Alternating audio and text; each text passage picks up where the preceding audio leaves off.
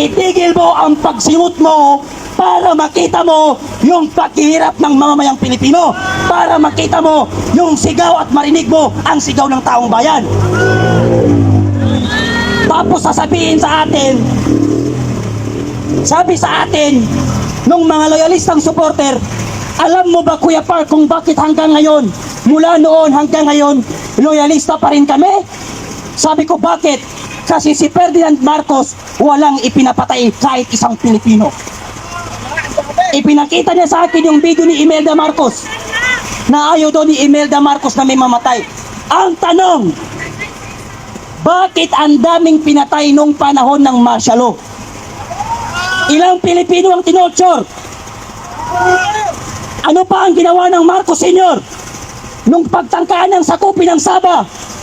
Inipon niya ang mga Muslim sa Mindanao para pagtrainingin, para lusubin ang Sabah. Pero anong sabi ng mga taga Mindanao? Hindi namin kayang lusubin ang Sabah dahil mga Muslim sila, kalahi namin. Para maintindihan ng mga taga Luzon. Kasi ito, grabe man brainwash yung mga media nung panahon ni Marcos Sr. Akala ng mga taga Luzon, yung mga Muslim sa Mindanao, nagrebelde lang ng basta-basta ng walang dahilan. So ito ang dahilan. Ano ang ginawa ng administrasyon ni Marcos Sr.?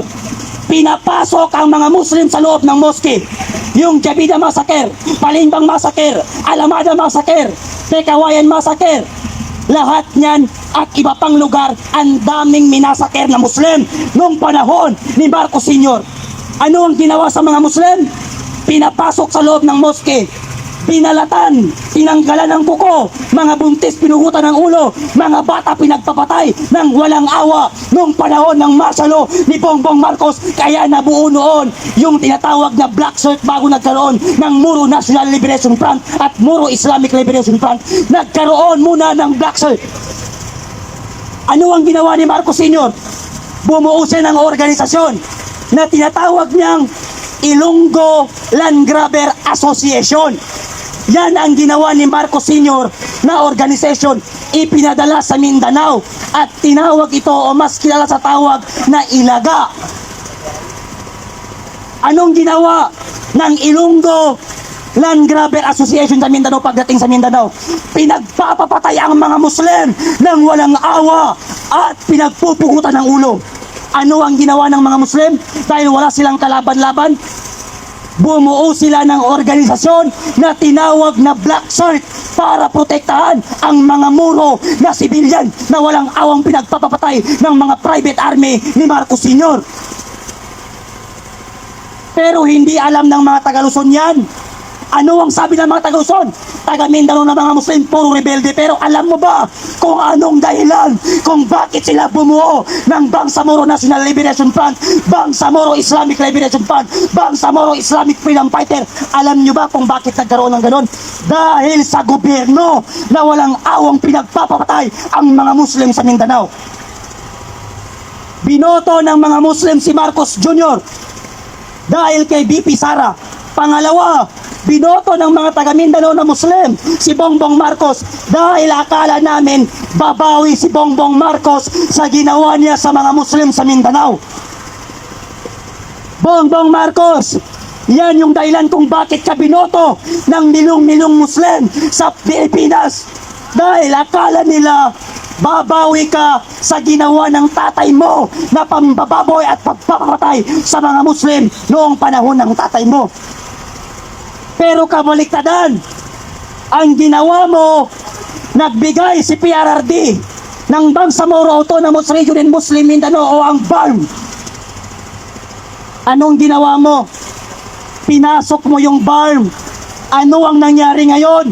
Nagkakagulo na naman sa BARM dahil sa maling utak ni Bongbong Marcos.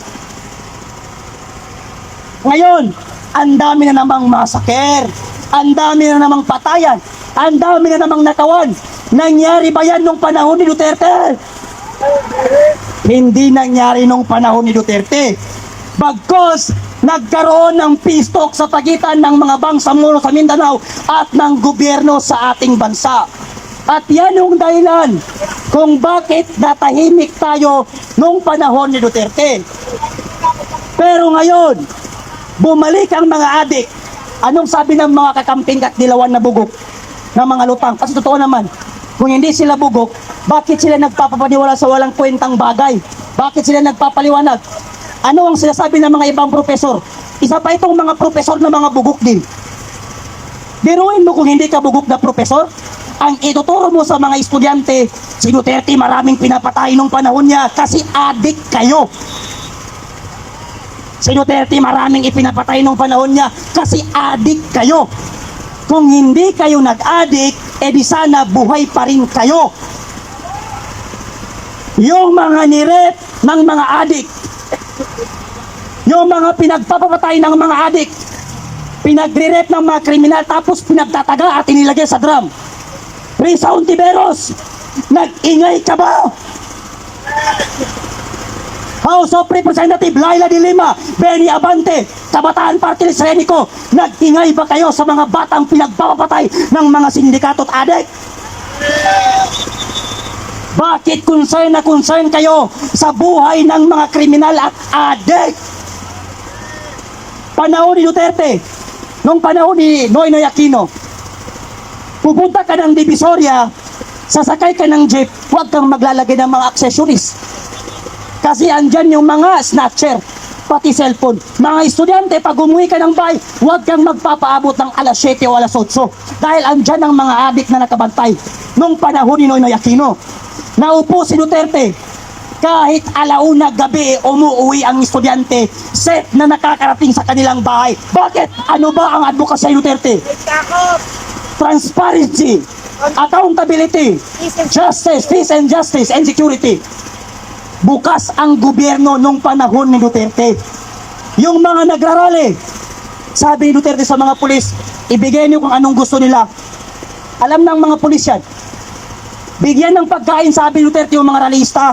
Bigyan ng tubig, ayahan nyo sila. Walang bombero, walang alambre na nakaharang. May nagrally, anong panawagan nila? Bigyan ng lupa. Binigyan ng lupa. Sa Boracay, binigyan ng lupa yung mga katubo. Anong ginawa ni Marcos? Binawi. Yung mga rallyista, ipinabook sa Manila Hotel.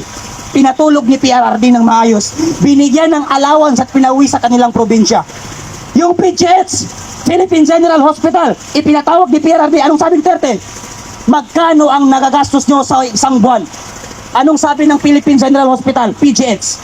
60 million. Sapat na yun. Anong sabi ni Duterte? Bibigyan ko kayo ng 100 million. Natawa ang General Hospital, Philippine General Hospital. Anong sabi? Malaking tulong yun, PRRD. Anong sabi ni Duterte? Hindi. Ang sabi ko, bigyan ko kayo ng 100 million every month. Buwan-buwan nagbibigay ang administrasyong Duterte ng 100 million para sa Philippine General Hospital. Ubusin mo yan sa pasyente, sabi Duterte. Ibili mo ng gamot yan, sabi Duterte. Anong ginawa ni Marcos nung napalit siya? 0% ang natira sa PhilHealth. Kaya ang daming nakapilang may rayuma, ang daming nakapila na senior citizen, ang daming buntis na hindi maoperahan dahil 0% ang PhilHealth. Ano ang sabi ni Duterte? Kawawa naman ang mga tricycle driver, kawawa naman ang mga jeepney driver. Every 5 months nagpaparenew ng driver license. Gawin nating 10 years ang passport pati license. Di ba tumaas? Di ba naging 10 years? Ano ang sabi ni Digong? Kawawa ang mga pulis, kawawa ang mga sundalo, kawawa ang mga guro. Ang baba ng kanilang sahod, itaas nga natin.